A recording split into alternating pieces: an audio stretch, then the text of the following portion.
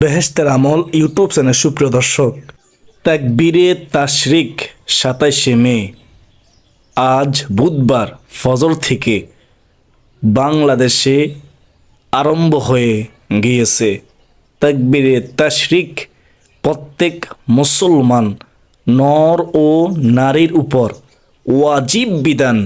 কতবার, কখন, কিভাবে, কতদিন পর্যন্ত এই তাকবীরে তাশরিক পড়তে হবে এবং তাকবীরে তাশরিকের ইতিহাস কি, কেন আমরা তাকবীরে তাশরিক পড়ব, আল্লাহ তাআলা কেন আমাদের উপর তাকবীরে তাশরিক ওয়াজিব করেছেন, সম্পূর্ণ নিয়ম কানুন আমি গুনাহগার আজকে বলে দেব।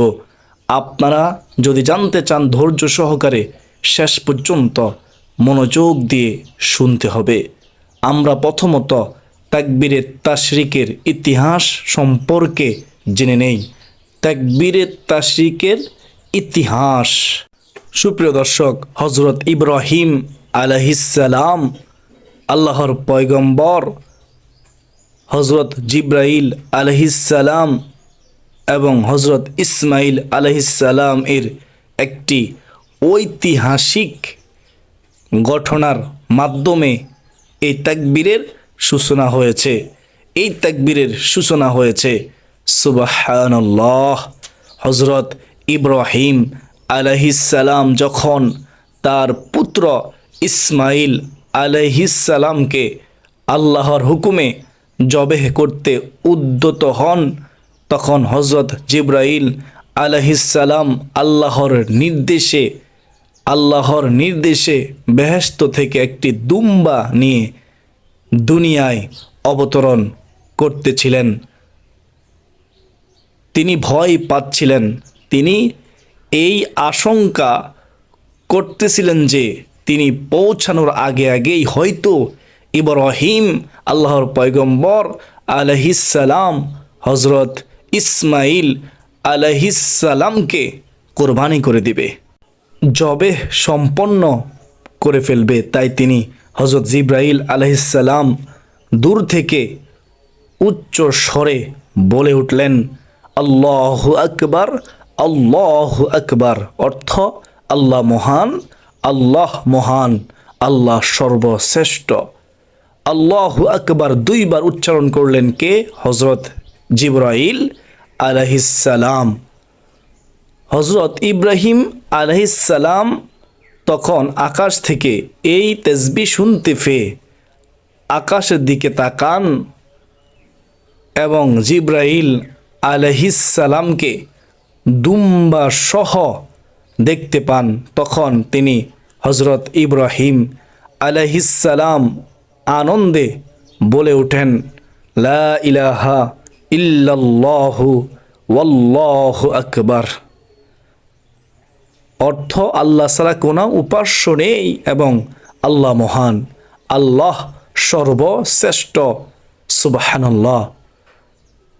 ফিতার সুরির নিচে শোয়া থাকা অবস্থায় হযরত ইসমাইল আলাইহিস সালাম পুরো বিষয়টি বুঝতে পেরে আল্লাহর শুকরিয়া আদায় করে বলে ওঠেন, আল্লাহু আকবার ওয়ালিল্লাহিল হামদ।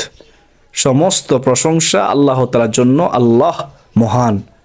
এর শেষের অংশ পাঠ করলেন কে? হযরত ইসমাইল আলাইহিস সালাম। আল্লাহু আকবার ওয়ালিল্লাহিল হামদ। বলুন না সুবহানাল্লাহ। হযরত ইব্রাহিম আলাইহিস সালামের মুখের বাণী, হযরত জিবরাইল আলাইহিস সালামের মুখের বাণী এবং হযরত ইসমাইল আলাইহিস সালামের এই মুখের বাণী আল্লাহর কাছে এত পছন্দনীয় হয়েছে যে আল্লাহ তাআলা এই বাক্যগুলো, এই কালিমাগুলো কিয়ামত পর্যন্ত ওয়াজিব করে দিয়েছেন, যাতে করে এই করুণ ইতিহাস মানুষ মনে রাখে, মানুষ যেন ভুলে না যায়। হযরত ইসমাইল আলাইহিস সালামের কোরবানির কথা মানুষ যেন স্মরণ রাখে, এই জন্য ওয়াজিব করে দিয়েছেন। সুবহানাল্লাহ, সুবহানাল্লাহ। তো আশা করি এই তাকবীর তাশরিকের ইতিহাস আপনারা শুনেছেন, বুঝতে পেরেছেন। এখন শুনেন কতদিন পর্যন্ত এই তাকবীরে তাশরিক আদায় করতে হবে, কতবার আদায় করতে হবে, কিভাবে আদায় করবেন শুনেন মনোযোগ দিয়ে। বাংলাদেশে আজ 27শে মে, আজ বুধবার ফজর থেকে 27শে মে বুধবার ফজর থেকে তাকবীর তাশরিক আরম্ভ হয়ে গিয়েছে। আমরা পড়েছি আলহামদুলিল্লাহ। আজ বুধবার থেকে রবিবার আসর পর্যন্ত এই 5 দিন, কতদিন? এই 5 দিন মোট 23 ওয়াক্ত ফরজ নামাজের পর এই তাকবীরে তাশরিক বলা প্রত্যেক মুসলমানের উপর ওয়াজিব। কতবার? একবার করে। যারা পুরুষ আছেন তারা উচ্চ আওয়াজে বলবেন আল্লাহু আকবার, আল্লাহু আকবার, লা ইলাহা ইল্লাল্লাহু ওয়াল্লাহু আকবার, আল্লাহু আকবার, ওয়ালিল্লাহিল হামদ। যারা মহিলা আছেন তারা নিচু স্বরে বলবেন আল্লাহু আকবার, আল্লাহু আকবার, লা ইলাহা ইল্লাল্লাহু ওয়াল্লাহু আকবার, আল্লাহু আকবার, ওয়ালিল্লাহিল হামদ, ওয়ালিল্লাহিল হামদ। দিনদার মুসলমান ভাই ও বোনেরা, আশা করি আপনারা বুঝতে পেরেছেন বাংলাদেশে কখন থেকে তাকবীর তাশরিক পড়তে হবে। 27শে মে বুধবার থেকে ফজর থেকে শুরু হয়ে মোট 5 দিন তাকবীর তাশরিক আদায় করতে হবে। মোট 23 ওয়াক্ত ফরজ নামাজের পর আদায় করতে হবে। কতবার আদায় করতে হবে? একবার করে আদায় করতে হবে। এখন প্রশ্ন হলো, যদি কোনো মহিলার হায়েজ অবস্থায় তাকবীরে তাশরিকের সময় হয় অথবা নেফাসের সময় তাকবীর তাশরিক বলার সময় হয়, তখন ওই মহিলা মা বোনেরা কি করবে? তাদের জন্য নামাজ মাফ এবং তাদের জন্য তাকবীরে তাশরিক এটাও মাফ। তাদের উপর ওয়াজিব নয়, তাদের আদায় করতে হবে না, তাদের উপর ওয়াজিব বিধান হবে না। একাকী নামাজ পড়ুক অথবা জামাতবদ্ধ হয়ে নামাজ পড়ুক, সকলের উপর এই তাকবীরে তাশরিক বলা ওয়াজিব। যাদের উপর নামাজ ফরজ তাদের উপর এই তাকবীরে তাশরিক ওয়াজিব। এটা মনে রাখবেন। তাকবীরে তাশরিক ইচ্ছাকৃত ছেড়ে দিলে গুনাহগার হবেন। তওবা করতে হবে, আল্লাহর কাছে ক্ষমা চাইতে হবে।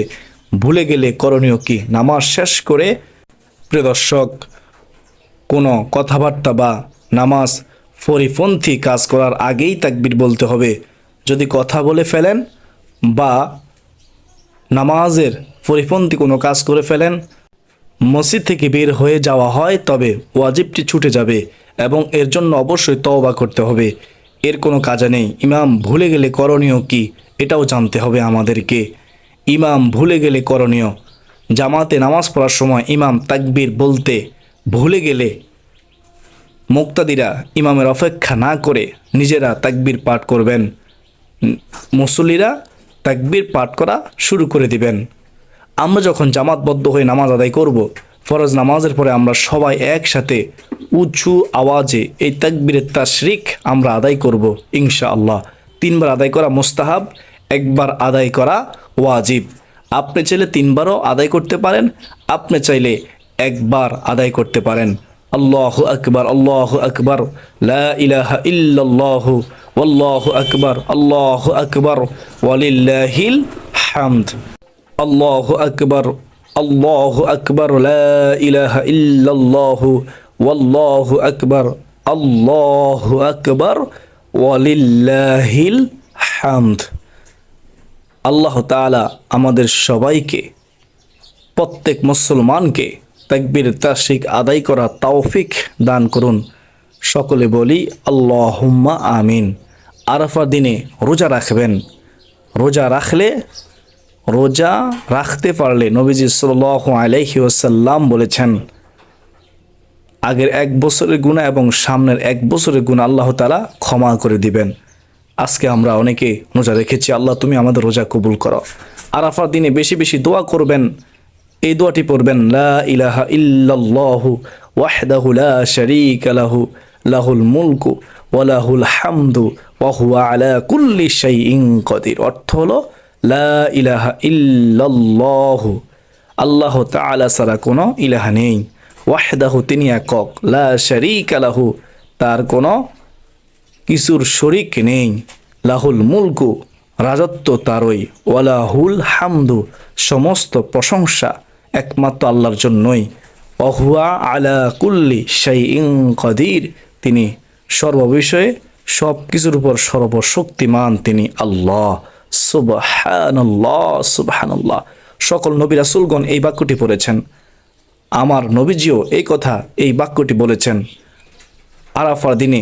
আরাফার দিনের দোয়া সবচেয়ে উত্তম দোয়া। আরাফার দিনে বেশি বেশি করে নেক আমল করবেন, নামাজ পড়বেন, জিকির করবেন, কোরআন তেলাওয়াত করবেন, তওবা ইস্তিগফার করবেন, রোজা রেখে গুনাহ থেকে বেঁচে থাকার চেষ্টা করবেন। আরাফার দিনে সুবর্ণ সুযোগ হাতছাড়া করবেন না। অবশ্যই এই দোয়ার মাধ্যমে আল্লাহ তাআলার কাছে সাহায্য চাইবেন। আল্লাহ তাআলা অসংখ্য বান্দা বান্দিকে 9 জিলহজ আরাফার দিনে ক্ষমা করে দেন। অত্যন্ত দামি দিন, জাহান্নাম থেকে মুক্তি দেন। আল্লাহ তাআলা আমাকে, আপনাকে, আমাদের সবাইকে আরাফার দিনে, এই সম্মানিত দিনে তাকবীরে তাশরিক আদায় করার, রোজা রাখার, আরাফার দিনের এই শ্রেষ্ঠ উত্তম দোয়াটি পাঠ করার তৌফিক দান করুন। 5 ওয়াক্ত নামাজের হেফাজত করার তৌফিক দান করুন। গুনাহ থেকে বেঁচে থাকার তৌফিক দান করুন। সকলে বলি আল্লাহুম্মা আমিন। আরাফার দিনে মহিলা মা বোনেরা কি কি আমল করবেন, কি কি নামাজ পড়বেন, কীভাবে দোয়া পড়বেন, কীভাবে মুনাজাত করবেন, আরাফার দিনের শ্রেষ্ঠ দোয়াটি ভেঙ্গে ভেঙ্গে আমি গুনাহগার শিখিয়ে দিয়েছি। আপনারা আমার এই চ্যানেল থেকে সেই আলোচনাগুলো দেখে শুনে আপনারা শিখে নেন। আর আমার বিশ্বাস, ওই আলোচনাগুলো শুনলে আপনারা আরাফার দিনে গুরুত্ব দিবেন, আরাফার দিনে অবহেলা করবেন না, আমল করার চেষ্টা করবেন ইনশাআল্লাহ। আজকের জন্য পর্যন্তই। সকলে সুস্বাস্থ্য কামনা করে বিদায় নিচ্ছি। ওয়া মা আলাইনা ইল্লাল বালাগ। আসসালামু আলাইকুম ওয়া রাহমাতুল্লাহি ওয়া বারাকাতুহু।